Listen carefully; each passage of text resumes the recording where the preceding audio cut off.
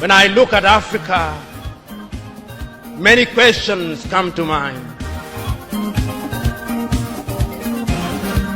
Many times I ask myself, what would happen if Mwalimu were to rise up and see what is happening? Many times I ask myself, what would happen if Kwame Nkrumah and Patrice Emery Lumumba were to rise up and see what is happening? Because what they would be confronted with is an Africa where the Democratic Republic of Congo is unsettled. There is a war going on there, but it is not on the front pages of our newspapers because we don't even control our newspapers and the media.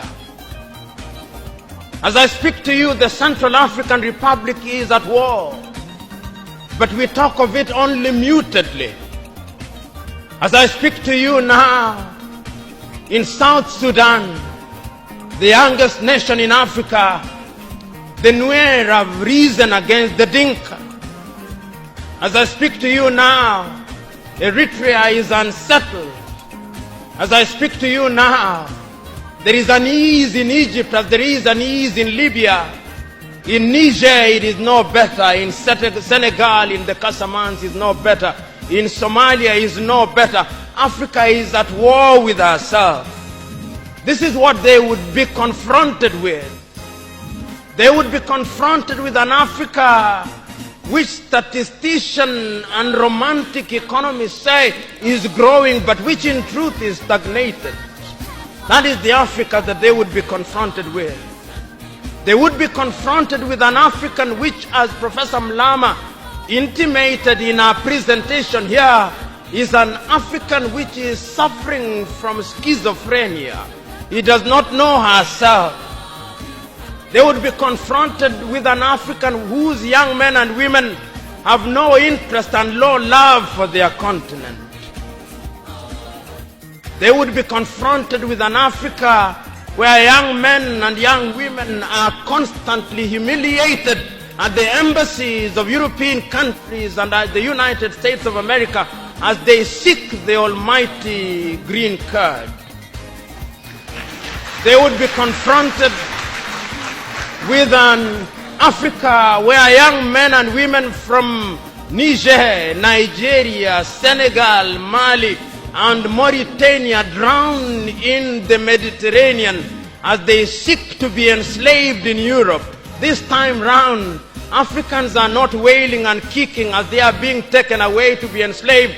They are being seen wailing and kicking as they seek to be enslaved in Europe and America. This is the tragedy of Africa.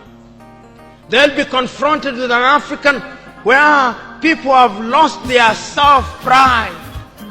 An Africa where Africans are not proud of their things. An Africa where in the hotels of Dar es Salaam or Nairobi, even food has foreign names. When we fry potatoes, we call them French fries, even when they are fried in Dar es Salaam. That is the Africa that they would be confronted with. They would be confronted with another Africa.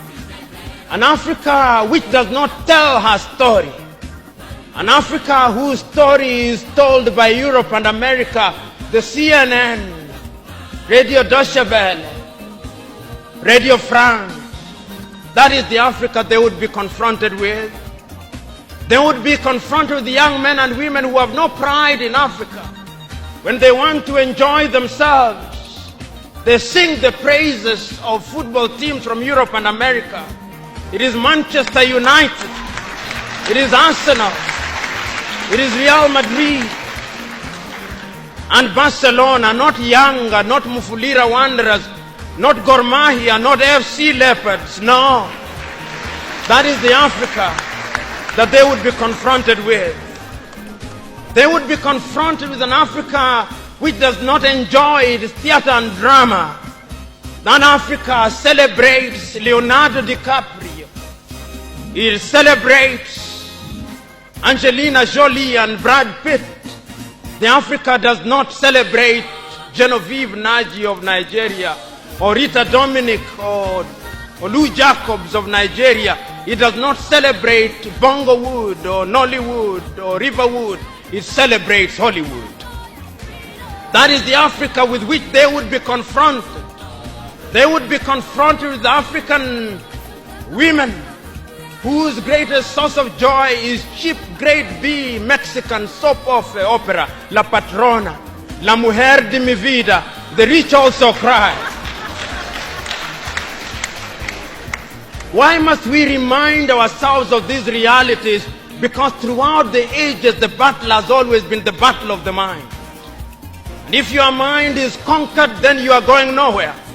And that is why in the ages of enlightenment in Europe, the great René Descartes said, cogito ergo sum, I think, therefore I am.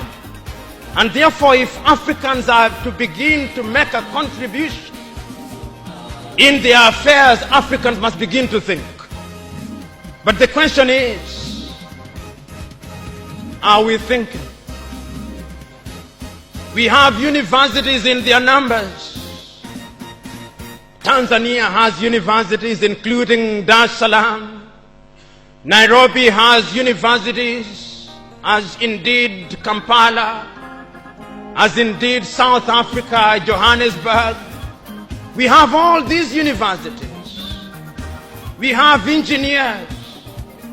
But our roads are not being made by Tanzanian civil engineers. It is the Chinese who are present in this assembly who are making our roads.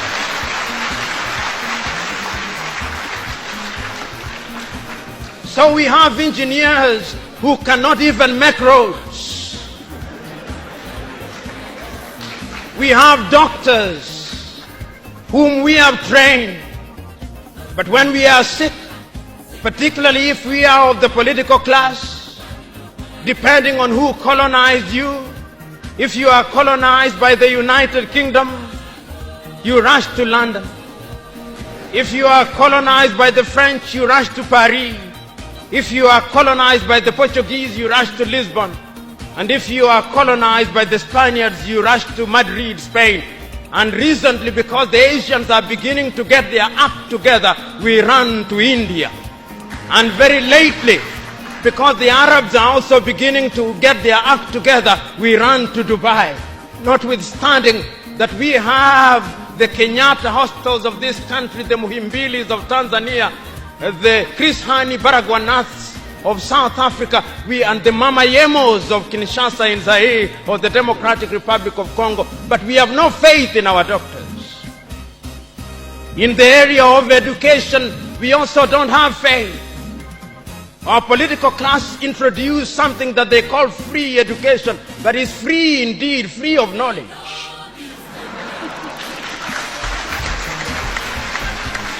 Because they are so suspicious of those institutions that the typical African politician would not dare take their children to those schools.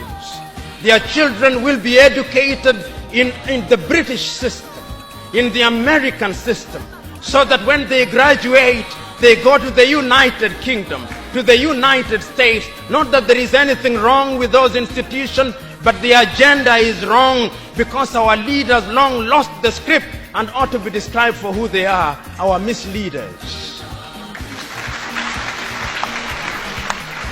But we are co-authors of our own misfortune. Whenever we are given an opportunity to elect our leaders, we are given a blank check. And if you give me a blank check and you allow me to analogize, and you say that I'm given the blank check to buy a Mercedes Benz, what we do is that when we are called upon, having been so empowered, we buy what one calls a tuk-tuk from India and expect it to behave like a Mercedes Benz. How does that happen? Because what we do is to elect thieves. We elect hyenas to take care of goats, and when the goats are consumed, we wonder why.